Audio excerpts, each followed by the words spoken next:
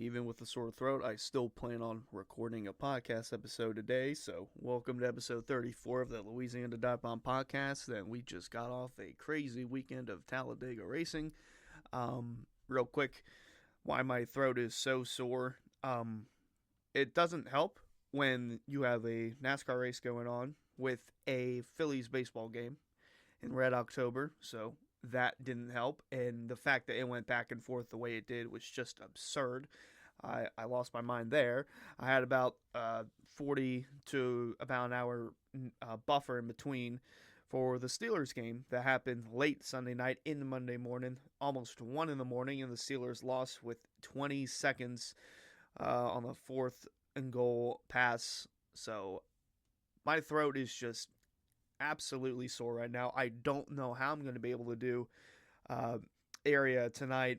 I should be good Thursday night, but yeah, that's currently what I'm dealing with. But Talladega happened for Cup and for the Xfinity and Truck Series, but Sunday was a somewhat barn burner of a race, in my opinion. I mean, yeah, we had 4 wide racing, and it was cool. I will admit that one was cool, but the thing that I don't like about it is that the only way you can achieve that in the next gen is when guys are saving fuel. Now, when guys are saving fuel, they're running slower, so obviously you can run in different lanes if you choose to. So that's pretty much the only reason why we had the 3 wide and the 4 wide action. But for the most part, if you noticed, whenever it was the most intense battles of the race, like towards the end, there was only 1 lane. Well, actually 2 lanes, I should say. There was the inside and the outside. You couldn't go all the way up near the wall. You have to be next to a car. That's just the way the next gen is. It's a next gen issue that they need to get sorted out. It just seems like there are more and more times there's just people complaining about the next gen car, whether it's for cars getting up in the air at a intermediate track like Michigan and then implementing stuff at Daytona and it still happens, or just the debacle after the huge one yesterday. Yeah, the huge one. 28 cars involved in a wreck with less than 10 to go in the race, and it really sent the race into overtime. But they were working on lap car Todd Gilliland, and halfway down the backstretch, someone got squirrely on the inside lane. They started checking up, and next thing you know, Austin Cindric's getting turned in front of everyone. And guys are just plowing into each other, spinning. Daniel Hemrick he just floored it and hit the two of Cindric, making his day a lot worse. But yeah, that one was the major one because we had 28 cars involved in that wreck in some sort of capacity, meaning that it was the largest wreck recorded in Cup Series history with the most cars ever. So 28 cars. Good job, guys. We had a historic wreck today. Yeah, awesome. So that's the main takeaway from it. And it looked like an absolute junkyard into turn 3. And once again, my nose is starting to run while recording this podcast. I don't know why, but it always seems to happen. I've been up for almost an hour. Doesn't want to run until, hey, we're about 3 minutes into the recording. Might as well start running. But a lot of guys were stuck with flat tires, and there was a lot of controversy with that because with the way... Oh, God, there's a bug on my computer screen. Bro, get out of here. Oh, what in the world is happening? Sorry, guys, I got a fucking bug on my computer screen. I don't know where it went. I don't know how that happens, but there was a lot of controversy with how guys were stuck with flat tires because there's no interliner in the next gen tire. Logano had an issue with this. Josh Berry had an issue with it.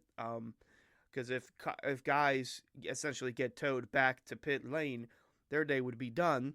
And that's why we had a lengthy red flag and a lengthy caution, because guys were just sitting there. They wanted a tow back to the garage, or not even to the garage, to pit road. But if they did that, apparently they're done, which to me I think is dumb, because if guys have flat tires and they can't move, that shouldn't be a reason to, have their day be ruined because of it. But I don't know how they're gonna fix it. It just seems like more and more times after these races, there's someone complaining about something in the next gen, um, and I just feel like there's got to be major changes made this offseason. Otherwise, it's just gonna get worse from here. I mean, we're 3 years in and we still got uh, issues happening with the next gen, and they're just not being fixed. So, uh, it's a rough one for NASCAR, but it set us up with the overtime finish with Ricky Stenhouse Jr. leading the way, Brad Keselowski leading the way. I forget which lane it was. I think it was Keselowski on the inside, Stenhouse on the outside. They made it back to the finish. Stenhouse got the win. I think Keselowski got PTSD from the spring because someone threw a block and then they got dumped. That was McDowell. McDowell threw a block, got dumped, and then Reddick went on the win. So Keselowski coming out of 4, the run that Stenhouse had, he didn't want to go up and block. He just stayed in his lane. It almost worked out for him. He lost by 6/1000ths of a second to Ricky Stenhouse. Stenhouse got the win. First win since the Daytona 500 from 2023. And he was caught up in that big one as well. He had a huge hole on the side of his car, so I don't even know how he was able to hold on aerodynamic-wise. Because it's not just like a small hole. It's like a big dent on the side of the 47, right on the driver's side. It's like when he got hit from whoever, I don't know who hit him, but whoever hit him, it took a chunk of the car out, like body panel, sheet metal, even the styrofoam. There's like black styrofoam in there, not the blue one. But Stenhouse gets the win. Keselowski's second. William Byron's the highest finishing playoff driver in this race. He finished third. Kyle Larson fourth. Eric Jones fifth. Christopher Bell sixth. Justin Haley's seventh. It's his second race in Spire Motorsports equipment, and he gets a top 10 finish. Austin Dillon gets eighth. Now, this one's shocking to me because Bubba Wallace finished ninth. He was caught up in that big one, and he was going backwards on the apron through 3 and 4. So I'm thinking, all right, well, his car's broken enough to where he can't drive it in regular, so he has to go in reverse. But somehow, some way, he came out and just stuck it with the top 10. Denny Hamlin also had a top 10. He got very lucky that this happened because he was running about 14 seconds behind this pack. So if they didn't wreck, he would have been fucked again. But that didn't happen, so Denny gets through unscathed. Other notable playoff drivers finishing. Alex Bowman finished 16th. Tyler Reddick 20th. Daniel Suarez 26th. Now, he had a major issue before the race even began. I think he failed post-race or qualifying tech. Failed pre-race inspection, so we had to drop to the rear, serve a drive-through under green, and apparently he was caught up in a wreck early on. I didn't see that because I wasn't home for it, but he had a hole to climb himself out of, and he only got to 26th. Chase Elliott 29th, Chase Briscoe 30th, Cindric 32nd, Logano 33rd, and Ryan Blaney 39th. Ryan Blaney was caught up in an early wreck, and I was coming to the end of the stage, which I didn't even talk about with him, Alex Bowman. Bowman gave a bad bump. Blaney spins into Ross Chastain. His day's done right at the end of stage 2. So I'm surprised we haven't seen any more of those where they're wrecking coming to the end of the stage. So that's just baffling to me. It was just a bad bump from Bowman to Blaney, but Blaney was pissed about it, rightfully so. So there's a lot of guys that are in deep, deep holes heading into the Charlotte Roval. Now, one driver who isn't in a deep, deep hole, that's William Byron. He is so good to the cut line right now that he's already locked into the next round. So it really doesn't matter what kind of race he has at the Roval. He's plus 74 to the cutoff line, which is just absurd to think about. Christopher Bell, plus 57. Kyle Larson, plus 52. If they get through the first couple of stages okay, they should be locked into the next round. Denny Hamlin, plus 30 to the cut line. Bowman plus 26, Blaney plus 25, Reddick plus 14, even after getting caught up in the wreck. Chase Elliott plus 13. That's the last one currently in. So might need a win from at least 3 of these guys. I don't know if everyone outside the cutoff needs a win, but Joey Logano minus 13, Suarez minus 20, Cindric minus 29, Briscoe minus 32. So that should make for an interesting Charlotte Roval race for the Cup side of things. now we'll go into the Xfinity race, which it did happen. Was I thrilled with the outcome? Not too thrilled. Really want Ryan Sieg to get the win, but I don't know when it'll happen. I mean, he's so good at these super speedway races. It just pains me to see other guys just getting it done, getting their first win.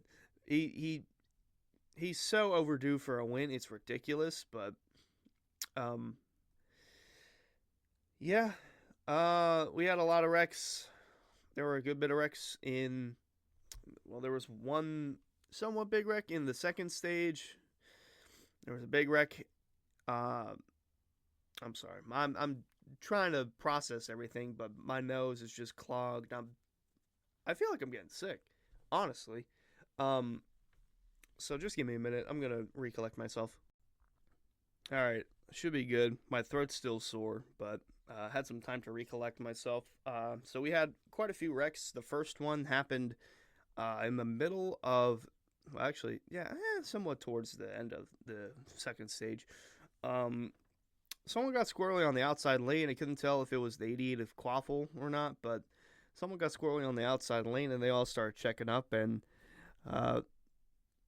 caught up in it was Kligerman, so that's not good. Josh Williams was in it. 27 of Jet Burton was in it, which how he continued, I don't know, which that baffles me.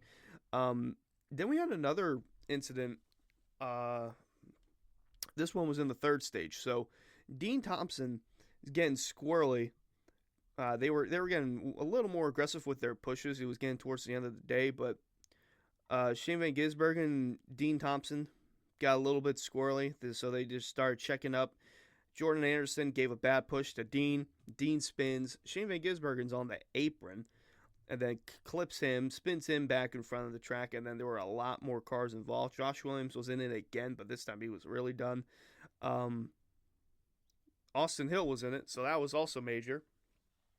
Austin Hill, can count on him to run up front at Talladega, but can never count on him to finish because he just absolutely sucks there. Cannot stay out of trouble by whatever means necessary. So he did not need that to happen. And then we had a big wreck. We had the big one. Yeah, that's what we come to Talladega to see. But that one was caused by, well, leading up to it, Almirola had a cut tire. I don't know how he cut a tire on a restart, but he did. And then debris came out, bunched the field back up. And then we had a big old mess heading into turn one. I'm looking back at it now. I can't even remember who caused what. Oh, yeah, now I remember. Brandon Jones gave a bad bump to teammate Carson Quaffle. Took out all the Junior Motorsports cars, and everyone behind was just piled into it. So, yeah, way to go, Brandon Jones. You're leaving Junior Motorsports. You want to wreck all the cars you got? Go ahead. Go for it, buddy. You're paying the money. You're paying the bills to junk everybody, and this time Kligerman was really junked in it. Not good for him. Cole Custer was in it. Allgaier was in it. Jesse Love was in it as well. So, and Allmendinger too. So this one took out a lot of the front runners involved, which is why we got the results that we did. So green, white checker comes. Sammy Smith is getting pushed by Sheldon Creed. Riley Herbst getting pushed by Chandler Smith. The outside lane falls out. Ryan Sieg's just bobbing and weaving, making smart moves, getting himself in the right position. Slots himself nicely behind the 8. Riley Herbst gets dumped out 3 wide in the 1 and 2, so he's fucked. But like I said, Jet Burton was caught up in so much carnage, and the fact that he was still up there is kind of ridiculous with the damage that he had on the front of his 27, but I digress. So the outside lane's coming with a strong run. Ryan Sieg gets a big bump from Sheldon Creed, which throws him into the 8. And the outside lane's just all stacked up. Riley Herbst is in the middle now, nowhere to go. Chandler Smith's on the outside trying to side draft the 8. Ryan Sieg gives a big bump to the 8 of Sammy Smith off turn 4, and that was basically all she wrote because everyone else was so far spread out that they couldn't do anything. Chandler Smith's blocking Riley Herbst, so there's not much the outside lane could do. Ryan Sieg didn't have any sort of run whatsoever because they were, like I said, they were too far spaced out. So Sammy Smith won. And is that cool? Yeah, Junior Motorsports guy won, but you know what would be cooler is if Ryan Sieg won. That would have been really awesome, but he gets second again. He's so good on the super speedways, it's insane. Riley Herbst is third, Sheldon Creed fourth, Chandler Smith fifth, Jesse Love finished sixth despite being caught up in a wreck. And Jed Burton finished seventh. He had so much damage on his car, I was just baffled that he was even up there to begin with, or still in the race, let alone. David Starr finished 8th, and he was very emotional after the race because it shows that, doesn't matter how old you are, you still have a shot. So that's good to see there. Brennan Poole finished 9th. Would have liked to see him get a top 5 for betting purposes, but that's okay as well. And then finishing in the top 10, Kyle Sieg. That is his first top 10 of the season. It's his third career top 10, so Kyle Sieg, good on you. Great finish, bud. Some other notables, Allmendinger 11th, Parker Kligerman 12th. These are all the playoff drivers that were caught up in carnage, and then they finished way down in the order. Austin Hill 23rd, Allgaier 25th, Cole Custer 26th, Shane Van Gisbergen 35th, and then Sam Mayer finished dead last. Well, I don't know where exactly he finished, but Sam Mayer got disqualified for ride height issues, so he finished all the way in last. But I think throughout I actually don't know where he finished. But yeah, Sam Mayer got DQ'd, so that changes everything points-wise for the Xfinity standings. So Sammy Smith with that win, he's locked in. We already know that. But Sam Mayer, after the disqualification, he drops to minus 13 below the cutoff line. Not too far off. Parker Kligerman minus 16. He's dead last in points right now. Shane Van Gisbergen minus 10. And Justin Allgaier minus 7 to the cut line. Everyone else is above the cut line. They're pretty good. Except Allmendinger plus 7. But we're heading into the Charlotte Roval where he's never lost. So that should be fun there. Riley Herbst plus 20, Jesse Love plus 22, Sheldon Creed plus 32, Austin Hill plus 37, the same with Cole Custer, and Chandler Smith plus 64. I think Chandler Smith might be locked into the next round already. I'm assuming plus 64. That's a lot. So that was the Xfinity side of things. It was kind of meh. Talladega for the Truck Series was also kind of meh, but I don't know if that's just because the race was on a Friday, which was already unusual because usually the second Talladega weekend, it's just Cup and Trucks. So Trucks usually Saturday. It was on a Friday afternoon. It was 4:30, so 3:30 p.m. for Talladega time, their Central Time. Yeah, looking through, we had some somewhat major wrecks. This was all after... No, this one. Where was the end of stage 2? It's probably the wreck with Sanchez getting caught up in it. Ben Rhodes, Connor Zilic was in it as well. That was probably the reason for the end of the stage. And then had a big one. I got to go back and look at that. My mind is just running all over the place.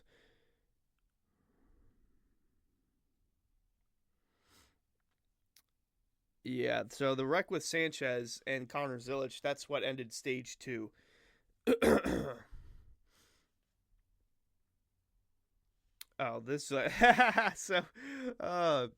Damn, my throat hurts. So this big wreck into turn 1, I stopped the recording because I was like, okay, the clip's going to get too long. It's going to be too much to process. And also on longer recordings on OBS, at least for me, the audio just starts to get scrabbly. So I had to end it and then start a new one. But right when I did that, the big wreck happened. So I actually don't know how this wreck occurred. So let me look through that one again. So it looks like it was a bad bump to the 13 of Jake Garcia. They were getting all squirrely for some reason heading into the corner. And then it was just a massive wreck that took out Lane Riggs. Leland Honeyman was in it. Connor Zilch was in it again, apparently, but this time he was really done. Ankrum got a piece of it. Dean Thompson was in it. Taylor Gray was in it. Tanner Gray, so both the Gray brothers were in it. A lot of people involved in that. Oh, but don't worry, we had another wreck for you. Woohoo! We had another wreck. Sanchez, once again, spun to the inside, spins back up, and then a bunch of back markers start piling in. Keith McGee, I don't know who else. Mason Maggio, whatever. And this is probably why I don't remember the truck race too much, because looking back at it, it was just a single file fest for the last 10 laps or so. And then, oh my gosh, we need to make our moves now? Let's do it on the last lap. So Lawless Allen made a move to the outside, and then he got left behind by the 17 of Taylor Gray, which I don't know how he was still in this race. But then he gets, the truck behind him, Tyler Ankrum gets dumped. And then they all just start wrecking for no reason, and Grant Enfinger edged out the 17 of Taylor Gray. Woo! Awesome job there. So, yeah, everyone was single file until the last lap, and then when they made their moves, oh my gosh, they wrecked. Woo! That's awesome. Yeah, big fire. Ryan Reed was in this race. He was the one that caught on fire a lot, but yeah, so Grant Enfinger wins, so he's automatically locked into the Championship 4. What? I know it's crazy to already start thinking about Championship 4 in any series, but that's just the way the Truck Series is. They're in the second round of the playoffs, which is Talladega, Homestead, and Martinsville. So Grant Enfinger is already locked in, and I did the smart thing. So I looked to see my Grant Enfinger Championship bet. So I did it before the start of the season, or before the start of the playoffs. Plus 2,000. I went to check. It was also plus 4,000. No, it was plus 4,500 after Talladega, and he won. So I was like, all right, well, that's just odd. I don't know why that would be that high. Let me throw in some bucks on it. Boom. And I threw $10 on it. So now if Grant Enfinger wins the championship, I get $660. So hoping that 9 truck can do it. He's been really good on the short tracks. And overall, that CR7 Motorsports Group, they've just been phenomenal. Heading into the playoffs. In the playoffs, they got the win. First win, I believe, for that program in history. And first win for Grant Enfinger this season, obviously. So, he gets through all right. Taylor Gray second. Daniel Dye third. Rajah Caruth fourth. Lawless Allen fifth. Eckes sixth. Ryan Reed seventh, even though he was on fire. Stephen Parsons eighth. Brett Holmes solid ninth. And Spencer Boyd top 10 finish. Looking at some other notables, obviously the playoff drivers. Corey Heim finished 11th, Ty Majeski 12th, Tyler Ankrum 14th, despite wrecking on the last lap.